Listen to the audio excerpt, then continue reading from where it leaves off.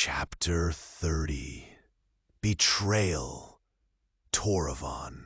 If Nikolai runs away from the palace after this, then he'll have proven himself both guilty and a coward. If he stays, well, and how can I punish him when Master Aldrich ran too? When Master Aldrich didn't even try? And what if Nikolai did try to help, and was just truly that incompetent? And the one person who might actually have enough power and competence to unravel a storm is his body pressed against mine, his mouth warm and sweet and tasting of cinnamon. I'm not thinking clearly. I nod in a daze, and Valterre leads the way back toward the main corridor. Make way for the king. The king is injured. I still have blood on my face. The rain washed away some of it, but it had already crusted. It's a good enough excuse. The walk up to my study is a blur. I hear each step like a heartbeat, but I hardly see my surroundings as I see, again, her leaning over me in the garden. Her, dressed in Caleb's clothes, looking down at me, realizing with horror that she'd been exposed. Why? Why would she do this to me? I trusted, but I know not to trust. And today in the garden proves that I'm right not to trust.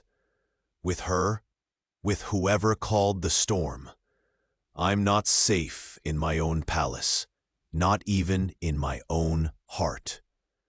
I slam into my study, stride across to the door that leads to my own quarters, not my father's.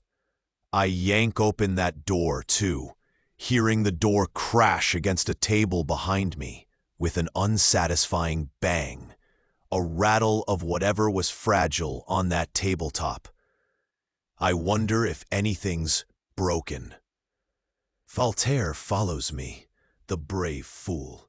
I stop in the center of my sitting room, the curtains letting in little of the early afternoon light. It's not golden, but still overcast, which is entirely fitting. I stand, hands clasped behind my neck, breathing. My throat is swelling, my vision blurring. Valterre cautiously approaches. Tor, why? I scream. Is everything a lie? Valterre recoils.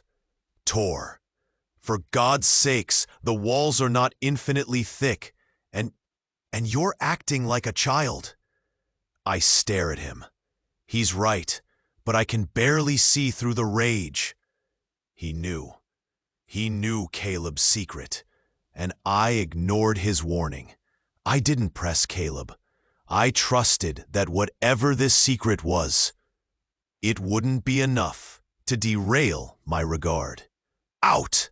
I hiss. For a moment, I think he'll stay anyway, just to spite me.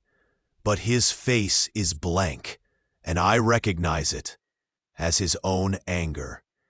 He sweeps a perfectly executed courtly bow and stalks out, carefully, not slamming the door behind him.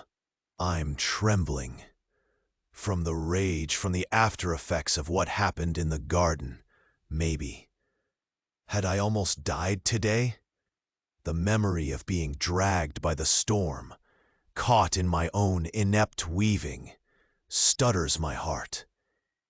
She saved me, and maybe that's an exaggeration.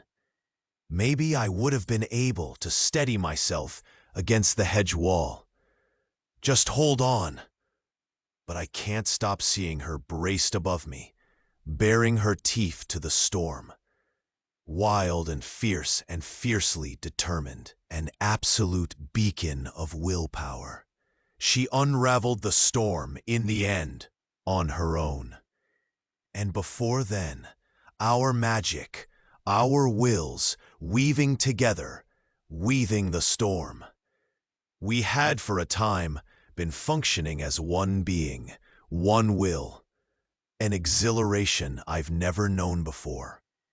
I close my eyes against these fresh memories and am haunted again by the taste of Caleb's lips on mine, like cinnamon, like innocence and